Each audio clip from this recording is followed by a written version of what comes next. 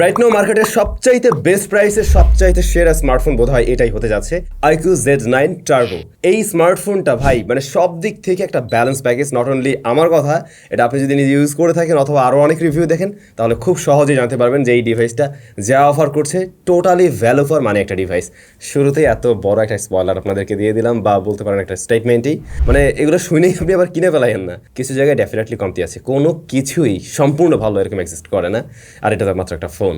অসংখ্য ধন্যবাদ আমাদের আজকের ভিডিও স্পন্সর SMS গ্যাজেটকে এই ডিভাইসটা বাংলাদেশে আসার কিছুদিন পরেই আমাদের কাছে পাঠিয়ে দেওয়ার জন্য। সো আমাদের বড় একটা সময়ের এক্সপিরিয়েন্স আছে এই ডিভাইস নিয়ে। তাদের শপে কিন্তু আপনারা iQoo Z9 বাংলাদেশের সবচাইতে বেস্ট প্রাইসে রাইট নাও পেয়ে যাচ্ছেন। মার্কেটে এই স্মার্টফোনটা রাইট নাও প্রাইস রয়েছে 38,000 টাকার মতো, বাট SMS গ্যাজেট SamZone-এর সাবস্ক্রাইবারদের জন্য স্পেশাল একটা প্রাইসিং রয়েছে এই ডিভাইসটা 36,500 টাকাতে। সুতরাং বলতেই হচ্ছে এইটা মার্কেটের সবচাইতে বেস্ট প্রাইসিং রাইট নাও। তাদের সব যমুনা ফিউচার পার্ক এবং বসুন্ধরা সিটিতে রয়েছে, আর আমার ডেসক্রিপশনে তাদের সবার ইনফরমেশন সবকিছুই মেনশন করা আছে। বাই দ্য ওয়ে, শুরুতে যে ব্যাপারটা বলা উচিত, এই ফোনটার ওয়েট ডিস্ট্রিবিউশন বেশ ভালো। ফোনটা খুব যে লাইট ওয়েটের এমন না, প্রায় 200 গ্রামের কাছাকাছি, কিন্তু ওয়েট ডিস্ট্রিবিউশন ভালো হওয়াতে এটা হাতে নিয়ে না আপনি ওই ফিলটা পাবেন না, মানে বাল্কি একটা ফিল ওইটা আপনার আবার আসবে না খুব একটা। সো এটা মানে চাইলে হাত দিয়েও ব্যবহার করার উপযোগী, খুব বেশি মোটা না। ওদিকে এর ব্যাটারি কিন্তু 6000 mAh, এত বড় ব্যাটারি থাকা সত্ত্বেও ফোনটাকে ওরা বেশ স্লিম রাখার ট্রাই করেছে। রিয়ার প্যানেলটা দেখে না একদম যে ফ্রস্টেড গ্লাসের মতো লাগে, তবে এটা প্লাস্টিকে তৈরি, একটু চিপ ফিল হতে পারে এই জায়গাটায়। গ্লাস হলে আরো সুন্দর লাগতো আমার মনে হয়। বডি ফ্রেমে মোটামুটি প্রয়োজনীয় পোর্টস এন্ড বাটন সবকিছু থাকলেও 3.5mm হেডফোন জ্যাকটা পাইনি, তবে ভালো বিষয় আইআর ব্লাস্টার সেন্সরটি রয়েছে, সেকেন্ডারি নয়েজ ক্যান্সেলেশন মাইক আছে, আর এর ডিসপ্লে চলায় রয়েছে ফিঙ্গারপ্রিন্ট স্ক্যানার। এটা কিন্তু আবার বেশ ফাস্ট, একুরেট, প্রত্যেকবারই একুরেট কাজ করছে এটা। এই ফোনের ডিজাইনটা তার বড় ভাই iQoo 12 সিরিজের স্মার্টফোনের মতো লাগছে না, বিশেষ করে ক্যামেরা কাটআউটটার কারণে। আছে IP64 এর রেটিং, স্প্ল্যাশ প্রুফ বলতে পারেন, টুকটাক পানির ছিটা ফোটা লেগে গেলে প্রবলেম হচ্ছে না এই ডিভাইসে। শুরুতেই কথা বলা যাক ক্যামেরা নিয়ে। এই ডিভাইসের রিয়ারে দুইটা শুটার আছে। মেইন শুটারটা হলো 85 মেগাপিক্সেলের, যা সোনির সেন্সর, সোনি LYT600 লিটিয়ার সেন্সর আর কি, এটা নিউ সেন্সর সোনির। অন্যদিকে 8 মেগাপিক্সেলের আলট্রাওয়াইড শুটার রয়েছে। আর এর যে মেইন শুটার না, এখানে ওয়াইএস পেয়ে যাচ্ছেন, ফ্রন্ট ফেসিং ক্যামেরা 16 মেগাপিক্সেলের। এই ফোনটার মেইন ক্যামেরার ছবির কালার টোন আপনাদের অবশ্যই ভালো লাগবে, যারা বিশেষ করে ফটোগ্রাফি করেন এদের, কারণ অনেকটাই একদম ট্রু টোন দিতে পারছে, ন্যাচারাল টোন দিতে পারছে, এক্সট্রা স্যাচুরেটেড করে প্রেজেন্ট করছে, খুব বেশি কন্ট্রাস্টি হয়ে যাচ্ছে এমন কিন্তু না। আবার এইটার হাই ডাইনামিক রেঞ্জ খুবই ভালো ছিল এই ডিভাইসটার। জি হ্যাঁ, আপনি ঠিক শুনছেন, এটার হাই ডাইনামিক রেঞ্জ যথেষ্ট ভালো ছিল। প্লাস আপনি যদি এর ছবিকে হালকা জুম করে নিয়ে ব্যবহার করতে চান, যেমনটা আপনার স্ক্রিনে দেখছেন, আমরা ছবিটাকে কিন্তু বেশ জুম করেছি এবং স্টিল এই ছবি ব্যবহারের উপযোগী। তার মানে ডিটেলের পরিমাণ এই ডিভাইসটা ভালো দিতে পারছে। অনেক ফোনেই দেখা যায় ডেলাইট কন্ডিশন অনেক বেশি কন্ট্রাস্টি করে ফেলে, এই ডিভাইসে কিন্তু ওই ধরনের কোনো প্যারা আমরা পড়িনি, একদম প্রত্যেকটা ক্লিকই পারফেক্টলি দিতে পারছিল এই জায়গাগুলোতে। এটার এক্সপোজার ব্যালেন্স ভালো, শ্যাডোতেও ভালো ডিটেল ধরে রাখতে পারছে। ডেলাইটের ছবিগুলোতে আমরা সফটনেস লক্ষ্য করিনি, শার্পনেস, ডিটেল এবং ডাইনামিক রেঞ্জ অন পয়েন্টে আছে। যে প্রাইস পয়েন্টে রাইট নাও ফোনটা পাওয়া যাচ্ছে, এই বাজেটের ম্যাক্সিমাম স্মার্টফোনকে ডেলাইট কন্ডিশনে এর ছবি বিট করতে পারবে। শুধু ডেলাইট না ভাই, এটা লো লাইট ফটোগ্রাফিও কিন্তু ভালো। নাইট মোডে দেখুন, সেখানেও কিন্তু ডাইনামিক রেঞ্জ বেশ ভালোভাবে হ্যান্ডেল করতে পারছে এর প্রত্যেকটা ছবিকেই। যেখানে হেভি লাইট, সেটাকেও সুন্দরভাবে ব্যালেন্স করে আশেপাশের ব্যাকগ্রাউন্ডকেও ঠিকঠাকভাবে প্রেজেন্ট করতে পারছে, যে বিষয়টাতেই ম্যাক্সিমাম স্মার্টফোন হিমশিম খায়। তবে খুব একটা আশা রাখবেন না এর আলট্রা ওয়াইডে। আলট্রা ওয়াইড শুটারটা বেশ আলট্রা ওয়াইড, ইটস ট্রু, অনেক বেশি ওয়াইডে ছবি নেয়, কিন্তু টু বি অনেস্ট এটা মেইন ক্যামেরার মতো অতটা ডিটেলে ছবি দিতে পারে না। যদিও কালারের দিক থেকে তারা কিন্তু অলমোস্ট সিমিলার টাইপের একটা রেজাল্ট দেয়, তবে এটা ডিটেলের পরিমাণ অবশ্যই অনেকটা কম রয়েছে। ইভেন এখানে একটু কন্ট্রাস্টের পরিমাণ আমার বেশি মনে হয়েছে, এবং ওর সবচেয়ে বেস্ট রেজাল্টটা দিচ্ছে কিন্তু প্রপার লাইটিং কন্ডিশনে। স্মার্টফোনটি পোর্ট্রেট মোডে কিন্তু অবজেক্ট সেপারেশন বেশ ভালো এবং ব্যাকগ্রাউন্ড ব্লারনেসটাও অনেকটাই ন্যাচারাল লাগছে, কিন্তু মেইন সাবজেক্টের কালার কিন্তু একটু টুইক করে প্রেজেন্ট করছে, যেটা আমরা চাইনিজ ভ্যারিয়েন্টের স্মার্টফোনে অহরহই দেখে থাকি। এই ডিভাইসটাও তার ব্যতিক্রম না, স্ক্রিন টোনটা একটু গ্লো বা একটু ব্রাইট করে দেওয়ার প্রবণতা আছে, একটু সফটও করছে আমার যা মনে হয়। এটা আরেকটু ন্যাচারাল রাখলে পরে অনেকের কাছে হয়তো বেশি ভালো লাগতো, অনেকের আবার এগুলোও ভালো লাগতে পারে। ইভেন এখানে আপনি 2x এ কিন্তু পোর্ট্রেট নিতে পারছেন, যদিও এটা ডিজিটাল জুম করেই দেন আপনাকে 2x একটা ছবি দিবে। ফ্রন্ট ফেসিং ক্যামেরাটা 16 মেগাপিক্সেলের, এইটারও ডাইনামিক রেঞ্জ কিন্তু বেশ ভালো ছিল। ইভেন আউটডোরেও দেখছিলাম এই ফোনটা ভালো শার্পনেস, ডিটেল ধরে রাখতে পারছে। পাশাপাশি ম্যাক্সিমাম চাইনিজ স্মার্টফোন যেখানে দেখা যায় যে স্কিন টোনটা অনেক বেশি আনন্যাচারাল করে ফেলে, যেটা দেখতে ভালো লাগে না, একটু আর্টিফিশিয়াল টাইপের লাগে, বেশি ব্রাইট সাদা সাদা লাগে, এটাই কিন্তু ওই জিনিসটা ছিল না। এটা কিন্তু সেই জায়গাটা পারফেক্টলি হ্যান্ডেল করতে পারছে এবং অলমোস্ট ন্যাচারাল টোন রাখার ট্রাই করছে।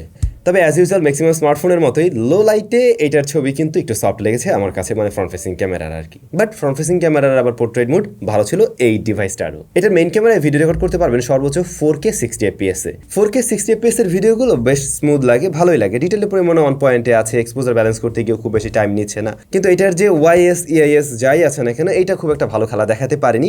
ইআইএস এর ক্ষেত্রে দেখলাম অনেকটাই ক্রপ করে ফেলে এবং মোটামুটি মানের একটা রেজাল্ট দেয়, বাট এর ওয়াইএসটা আছে ঠিকই, যেটা ফটোতে ভালো রেজাল্ট দিলেও এটা ভিডিওতে না ততটা বেটার রেজাল্ট দিতে পারেনি। মানে ওয়াইএস জিনিসটা তো একটা হার্ডওয়্যার বেসড একটা জিনিস, তো এটা ভিডিওতে কেন বেটার রেজাল্ট দিচ্ছে না আই ডোন্ট নো।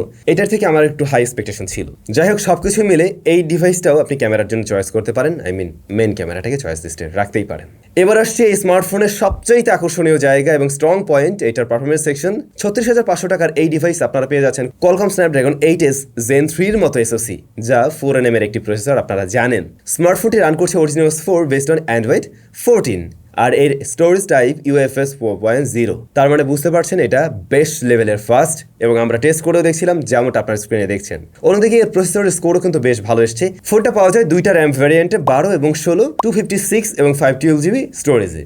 iQoo এই ডিভাইসটা ডে টু ডে টাস্কে কিন্তু খুব বেশি হিট জেনারেট করে না, হালকা গরম হয়, প্লাস্টিক ব্যাগ ফোন হাতে মানে হাত দিলে একটু ফিল পাবেন, কিন্তু অতিরিক্ত গরম হয়ে থার্মাল থ্রোটল করছে এই ধরনের কিন্তু প্রবলেম আমরা ফেস করিনি এই ডিভাইসে। ওরা এখানে ভিসি সিস্টেমটা ব্যবহার করছে, মানে ভ্যাপর কুলিং সিস্টেমটা ব্যবহার করছে, যেটা বেশ লার্জ, দ্যাটস ওয়াই এটা গরম হয়ে গেলেও খুব দ্রুতই ওকে আবার ঠান্ডাও করতে পারছে। ইভেন আমরা মনস্টার মোড অন করে দেখছিলাম হাই পারফরমেন্সে গিয়েও এই ডিভাইসটা কিন্তু কোনো ধরনের প্রবলেম তৈরি করেনি একদমই। সবচেয়ে ভালো লেগেছে এর মাল্টিটাস্কিং এর ব্যাপারটা। আপনি অ্যাট এ টাইম বেশ কিছু অ্যাপ্লিকেশন নিয়ে কাজ করতে পারবেন, যেগুলো একদম ভারী ভারী গেম বলেন বা ভারী ভারী অ্যাপ্লিকেশন রয়েছে, আমরা অ্যাট এ টাইম 5-7টা রান করে রেখেও দেখছিলাম এই ডিভাইস ইজিলি রান করে রাখতে পারছি। আমাদের ডিভাইসটা 12GB র্যাম ভ্যারিয়েন্টের এবং ওর সর্বোচ্চ রেজাল্টটাই দিতে পারছে এখানে। যেহেতু এটা চাইনিজ ভ্যারিয়েন্টের ফোন, বেশ কিছু চাইনিজ ব্লোটার রয়েছে, এগুলো একটু ক্লিন করে নেবেন, মানে আনইনস্টল করে নেবেন, এগুলো আপনার কোনো পূজায় আসবে না, এগুলো কোনো কাজে লাগবে না আই থিঙ্ক। আর অবশ্যই এটাতে কিন্তু গুগলের সার্ভিসগুলো ব্যবহার করতে পারবেন, গুগলের প্লে সার্ভিস সবকিছু আপনি এখানে ঠিকঠাকভাবে ব্যবহার করতে পারবেন। এমনকি সমস্ত অ্যাপ্লিকেশন যেগুলো আমরা রেগুলার ডে টু ডে টাস্কে ব্যবহার করে থাকি বাংলাদেশ থেকে, সবকিছু এখানে চলবে, ওগুলো নিয়ে কোনো ধরনের প্যারা থাকছে না, এটা চাইনিজ ভ্যারিয়েন্টের ফোন হওয়া সত্ত্বেও। যাই হোক, আমি সেরা পারফরমেন্স বলছি এই ডিভাইসকে এরকম জায়গায়, কিন্তু গেমিং এর অবস্থা কি? পাবজির ক্ষেত্রে HDR এক্সট্রিমে প্লে করছিলাম এই ডিভাইস থেকে এবং রেজাল্ট ছিল সুপার স্মুথ, বাটার স্মুথ, কোনো জায়গায় স্ট্যাটার, কোনো জায়গায় ল্যাগ, আটকে থাকার মতো বিষয়, এমনকি ফ্রেম ড্রপ করতে দেখিনি আমরা এই ডিভাইসে 30 মিনিটস 40 মিনিটস গেম প্লেতে। প্লাস আমরা এখানে অন করে দেখছিলাম মনস্টার মোডটা, ওইটা অন করে নিলে যেটা হয় ফোনটা তুলনামূলকভাবে একটু ওয়ার্মের দিকে বেশি যায় এবং বেশি ব্যাটারি বার্ন করে, বাট একদম পিক পারফরমেন্সটা আপনি তখন পেয়ে যাবেন এই ডিভাইসটা থেকে। পাবজির সাথে মনে হচ্ছিল ডিভাইসটা খুব বেটার ভাবে অপটিমাইজড এবং খুব ভালো একটা রেজাল্ট দিচ্ছে। এরপরে ট্রাই করলাম গেনশন ইম্প্যাক্ট, কারণ এই গেমটা বেশ ভারী, যে কোনো ফোনের উপরে ভালো রকমের প্রেসার দিতে পারে। তো আমরা highest graphics A motion blur of রেখে এই ফোনটাতে আমরা প্লে করে দেখছিলাম। আমরা মোটামুটি 25-30 মিনিটের কাছাকাছি এরকম যাওয়ার পরে দেখলাম এইটা সর্বোচ্চ হিট জেনারেট করছে 38 ডিগ্রির মতো। এই যে এই পোর্শনটাতে এর বেশি গরম হচ্ছিল না, তবে আমরা ফ্রেম রেট ওঠানামা করতে দেখিনি, স্ট্যাবল ভাবে ধরে রাখতে পারছিল। একটা ফ্রেম মাঝে মধ্যে একটু এদিক সেদিক করতে পারে, এতে আপনি অ্যাভারেজে মানে একটা ফ্রেমও কম বলতে পারবেন না, এরকম একটা অবস্থা আর কি। সো খুবই স্টেবল পারফরমেন্স ধরে রাখতে পারে এই ডিভাইসটা। এর পাশাপাশি আরো বেশ কিছু গেম কিন্তু এই ডিভাইসে খেলা হয় এবং প্রত্যেকটা গেমেই আমরা স্মুথ রেজাল্ট পেয়েছিলাম এই ডিভাইস থেকে সর্বোচ্চ সেটিংসে। প্লাস গ্রাফিক্স আউটপুট কিন্তু এই ডিভাইস থেকে বেশ ভালো ছিল। ওভারঅল কোনো গেমেই এই ফোনটা এক্সট্রিম লেভেলের হিট জেনারেট করতে আমরা দেখিনি বা পারফরমেন্স ড্রপ করতে দেখিনি। পারফরমেন্স সেকশন এই প্রাইস পয়েন্ট অনুযায়ী ঠিক আছে। এখন আমাকে যদি বলেন একদম কি আমি ফ্ল্যাগশিপ লেভেলের সাথে কম্পেয়ার করতে পারি, একদম কি আমি তাইলে গেমিং স্মার্টফোনের সাথে কম্পেয়ার করে ফেলবো? না ভাইয়া, ওরকম জায়গায় আমি কম্পেয়ার করছি না, আমি কম্পেয়ার করছি আন্ডার 40K বাজেটের স্মার্টফোনগুলোর সাথে বা অ্যারাউন্ড 40K। সেই জায়গায় 36,500 টাকার এই ডিভাইসটা একদম টপ নচ রেজাল্ট দিচ্ছে, এটুকু শিওর থাকতে পারেন। এবারে নিশ্চয়ই আমার কয়েকজন ভাই ব্রাদার এসে কমেন্ট করবে স্যাম ভাইকে স্পন্সর টাকা দিছে তাই এটা নিয়ে অনেক ভালো করছে। ভাই, প্রত্যেকটা স্পন্সরে আমাকে টাকা দিছে, তারপরেই আমি আমার প্রোডাকশন কস্ট পেয়ে ভিডিও করছি, সুতরাং ওরকম কোনো বিষয় না। এটা ভালো রেজাল্ট দিচ্ছে বলেই বলছি, আবারও বলছি, যদি আপনাদের এটা কনফিউশন থাকে নিজে একবার একটু যাচাই বাছাই করেন, আর অনেক ভিডিও আছে, ইন্টারন্যাশনাল রিভিউ আছে, সেগুলো দেখে নেন, একদম ক্লিয়ার হয়ে যাবেন। ডিসপ্লে হিসেবে 6.7 এর একটা AMOLED প্যানেল রয়েছে, যেখানে 144 হার্টজ হাই রিফ্রেশ রেট আমরা পেয়েছি, HDR রয়েছে এবং 4500 নিটস পিক ব্রাইটনেস পেয়ে যাচ্ছেন এই ডিসপ্লেতে। 453 হলো গিয়ে এর PPI। এই ডিসপ্লেটার সবচাইতে যে বিষয়টা চোখে লাগার মতো ছিল তা হলো কালার রিপ্রোডাকশন, কালার অ্যাকিউরেসি একদম পারফেক্ট লেভেলের বলতে পারেন, অলমোস্ট অ্যাকিউরেট রেজাল্ট দিচ্ছে এইটার কালার।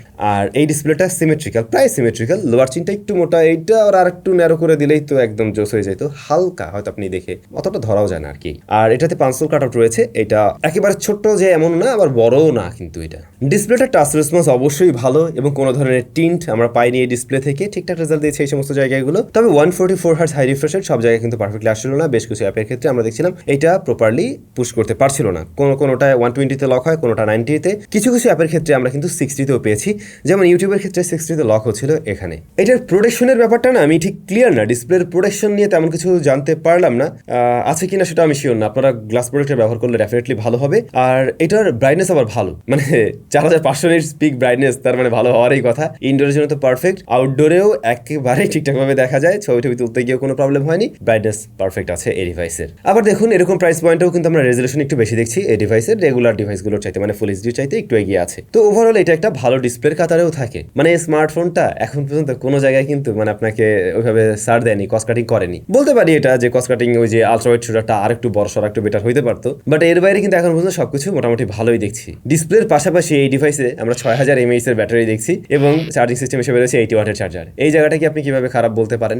7 ঘন্টা এসওটি পেয়েছি এই ডিভাইসে এবং আমাদের ওই এক্সট্রিম লেভেলের টর্চারের পরেও 80 ওয়াটের চার্জার দিয়ে এই 6000 mAh এর ব্যাটারিকে ফুল চার্জ করতে সময় লেগে যায় 1 ঘন্টার কাছাকাছি। ব্যাটারি ব্যাকআপ ভালো এবং বড়সড় চার্জারও আছে এই ডিভাইসের সাথে। পাশাপাশি আমরা দেখতে পাই স্টেরিও স্পিকার আছে। স্টেরিও স্পিকার থাকা সত্ত্বেও এইটার সাউন্ড কোয়ালিটি খুব যে সুপার লেভেলের ছিল এমন কিন্তু না। ইভেন এর যে এপাশের স্পিকারটা, এইটা লাউডনেস কম মনে হয়েছে, খুব একটা ব্যালেন্স টাইপের সাউন্ড ছিল না। এই জায়গাটাতে একটু কমপ্লেন থাকলো আমার, এটা একটু বেটার হতে পারতো আর কি ডিভাইসের। পাশাপাশি এটার যে হ্যাপটিক ফিডব্যাকটা, এইটা খুব একটা স্ট্রং মনে হয়নি, আর একটু বেটার ওরা করতে পারতো। বাই দ্য ওয়ে, যদিও ওরা গেমিং এর ক্ষেত্রে কিন্তু 4D ভাইব্রেশন মোড নামে একটা মোড দিয়েছে, যেটা আপনি ওদের গেম মোড থেকে ব্যবহার করতে পারবেন। ওটাতে দেখা যায় যখন আপনি ট্রিগার চাপছেন, মানে শুট করছেন, তখন হাতে একটা ভাইব্রেশন ফিল দেবে। এটা একটু অন্য লেভেলে নেয়, ইটস ট্রু, কিন্তু এর হ্যাপটিক ফিডব্যাকটা আর একটু বেটার হতে পারতো। তারপর একটা বিষয়, চাইনিজ ভ্যারিয়েন্ট না হয়ে যদি একদম গ্লোবাল ভ্যারিয়েন্টে আমরা হাতে পেয়ে যেতাম এরকম প্রাইস পয়েন্টে, তাহলে ব্যাপারটা আরো জোস হইতে পারতো, মানে গ্লোবাল রোম থাকলে আর কি। প্রয়োজনীয় সেন্সরস গুলো আছে, নেটওয়ার্ক রিসেপশন জড়িত কোনো ধরনের প্রবলেম ফেস করতে হয়নি এই ডিভাইসে, ও সমস্ত জায়গাগুলো ঠিকঠাক আছে। আর বলছিলাম তো সমস্ত অ্যাপ্লিকেশন চলছে এই ডিভাইসে। কমতের জায়গায় কোথায় জানেন? এটাতে 3.5 মিলিমিটার হেডফোন জ্যাকটা নাই। এটার ব্যাক প্যানেলটা হচ্ছে কি প্লাস্টিকের তৈরি, বডি ফ্রেমটা প্লাস্টিকের তৈরি, এই সমস্ত জায়গাগুলো আপনাকে একটু সস্তা ফিল দিতে পারে। আর আলট্রা শুটারটা আরেকটু বড়সড়, আরেকটু বেটার হলে পরে কোনো কমপ্লেইন থাকতো না। বাট মেইন জায়গাগুলোতে একদম পারফেক্ট কিছু দেওয়া হয়েছে রাইট নাও এই প্রাইস পয়েন্টের সেরা ডিল, এটুকু আমি বলতেই পারছি। 36,000 টাকায় আমার মনে হয় না এর চাইতে বেটার ডিল আপনি খুঁজে দেখাতে পারবেন। যদি পাওয়া যায় অবশ্যই কমেন্ট করে জানাবেন, তাহলে আমরা না হয় সেটার সাথে একটা কম্পারিজন দিয়ে দেখলাম, কি বলেন? রেকমেন্ড করার মতো একটা ডিভাইস, এবং যেহেতু সবচাইতে বেস্ট প্রাইস পয়েন্টে পাওয়া যায়, যদি কারোর এরকম বাজেট থাকে একবার দেখে নিতে বলবো। এবং এই ফোনটা নেওয়ার প্ল্যান থাকলে রাইট নাও নিয়ে নেন, জিতবেন এই দামে। সবাই ভালো থাকবেন, সুস্থ থাকবেন, দেখা হচ্ছে নতুন ভিডিওতে স্যামজনের। Till then, take care.